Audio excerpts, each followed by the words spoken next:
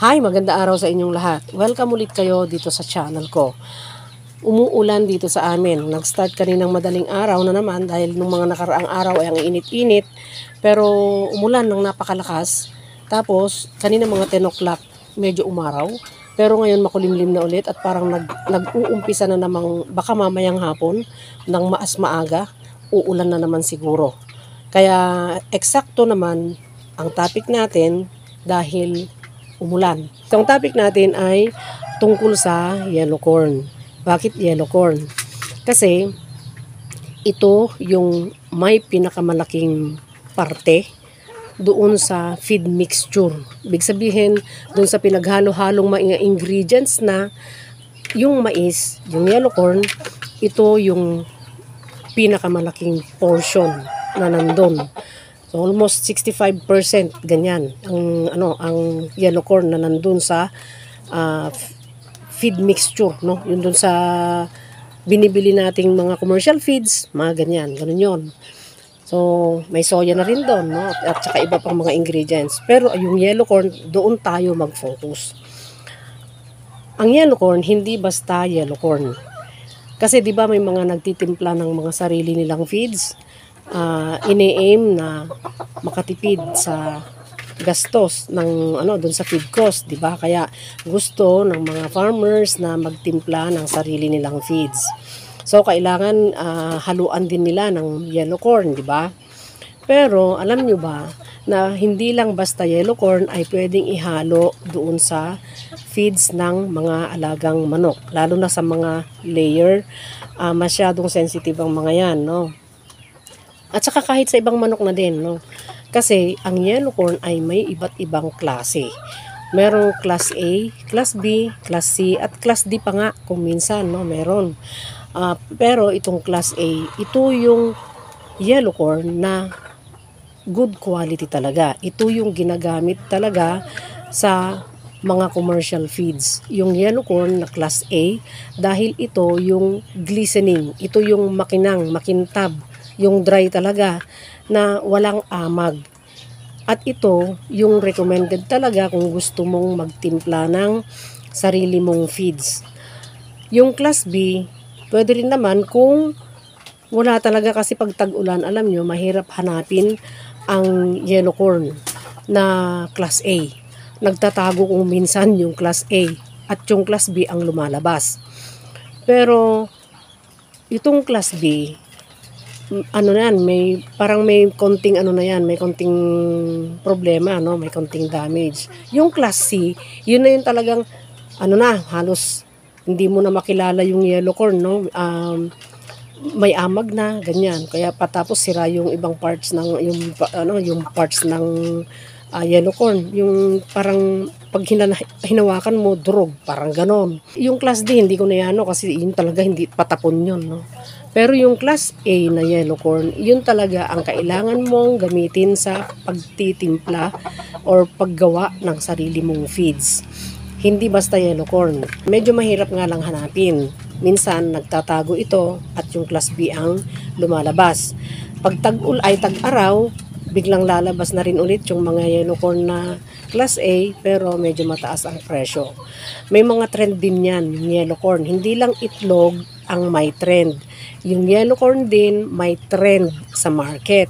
Kaya pagka nagmimix ka ng sarili mong feeds, kailangan alam mo yung trend at alam mo yung klase. Kung bakit malaking portion ng yellow corn ang nandun sa feeds, kasi mataas ang naibibigay niyang energy, kilocalories, no? Doon yung metabolizable energy, mataas ang naibibigay niya na energy doon sa mga manok. Kaya malaking portion ang nandun. So meron din crude protein yan, pero hindi kagaya ng soya, na yung soya kasi may mas mataas ang protein na naibibigay naman niya, na i-contribute niya doon sa feeds. May energy din na naibibigay yon, pero mas mataas ang yellow corn. So tandaan niyo yan.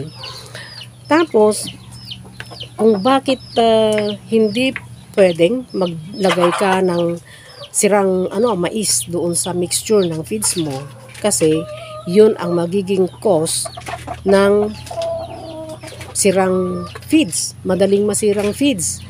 At yun ang magiging cause ng liver disease, liver infection ng mga manok. At yun din ang magiging cause ng hindi magandang digestion and absorption ng nutrients para dun sa mga manok. Kasi nga, pagka sira na yung pagka may amag at saka may toxin yung yung yellow corn na inihalo mo doon sa mixture ng feeds mo, sila yung magdudulot ng sakit doon sa mga manok mo.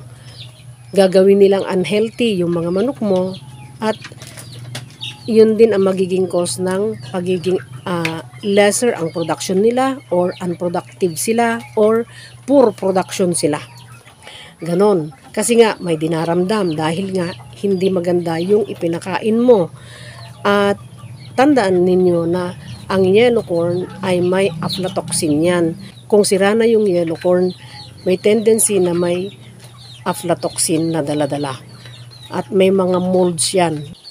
So, in short, pag maganda ang klase ng yellow corn na ginamit mo, na inilagay mo, inincorporate mo doon sa mixture ng feeds mo, no, yung ginawa mo, ibig kong sabihin, ay magiging masigla ang mga layer mo at magpuproduce sila ng magandang quality ng itlog, mataas na production at magandang quality ng size, no? Yung quality ng shell ng itlog, quality ng size, at saka yung production, egg production nila mataas. Ang yellow corn ay malaki ang role niya doon sa feeds ng mga layer. Kaya hindi basta maglalagay ng yellow corn kung gusto nyo magtimpla ng sarili nyong feeds, hindi basta yellow corn na nakita nyo dyan sa market, na kahit na may mga, kasi may nakikita ako na may mga parang puti-puti na parang medyo durog yung ibang side ng ng grits, no? 'Di ba may mga iba-ibang mess yung yellow corn? So meron yung crack corn, meron yung 1/4, meron yung 1/8, meron yung grits talaga na pinong-pino, mga ganon, no? So piliin ninyo yung medyo parang kahit na at least 1/8, okay 'yon. Oh, kasi mas masaya ang manok pagka medyo mas malalaki ang tutukain nila. At mas maganda magiging digestion nila at absorption. At isa pa palang reminder tungkol dun sa yellow corn na sira. Kung gagamitin ninyo, no, malamang kung halimbawa lang, no, masisira yung gizzard. 'Di ba yung gizzard or yung balon-balunan ay yun yung pinakangipin ng manok. Ang mga manok kasi ay walang ngipin. Pansin niyo, 'di ba? Pag tinuka ka, napakasakit kasi nga matigas yung beak nila. Pero doon sa pagkain, tuka lang sila ng tuka. Pansin niyo, nilulunok lang nila, 'di ba? Pero 'yon, pagdating doon sa gizzard, yun na yung gigiling doon sa mga hard particles ng pagkain nila. Kaya kung minsan, kung hahatiin ninyo 'yon, makikita nyo may mga bato pa, may mga stone grits, mga ganon, no? Oh, at doon mo makikita na nagiling na yung yung mga pagkain. Pero kung sira yung yellow corn na nandun sa feeds at yun na din yung cause na ikinasira ng ng feeds ng feed mixture, no? Ay makikita mo pag hinati mo yun, sa halip na bright yellow yung kulay ng gizzard dahil healthy sana, no? Pagka may aflatoxin, meron parang greenish discoloration yung yellow na coat ng, 'di ba pag hinati mo, may yellow yun na makikita mo yung tissue na medyo magaspang, no? Yun. So, yun, may greenish discoloration. Kaya pagka yellow yung niya, ibig sabihin wala siya, okay yung yung pagkain niya, walang aflatoxin. Hanggang dito na lang at sana nagkaroon ulit kayo ng idea at konting kaalaman mula sa channel ko. At salamat sa lahat ng mga subscriber at kung hindi ka pa nakaka-subscribe, sana mag-subscribe ka na. Marami kang matututunan dito. Thank you sa mga sharer at ulit yung mga pabalik-balik. Thank you. Lahat ng mga subscriber, both old and new, kahit hindi pa nakakabalik, salamat kasi nandyan kayo. Thank you. At sana pagpalain tayong lahat at panatilihing malusog at masigla ang ating mga alagang manok.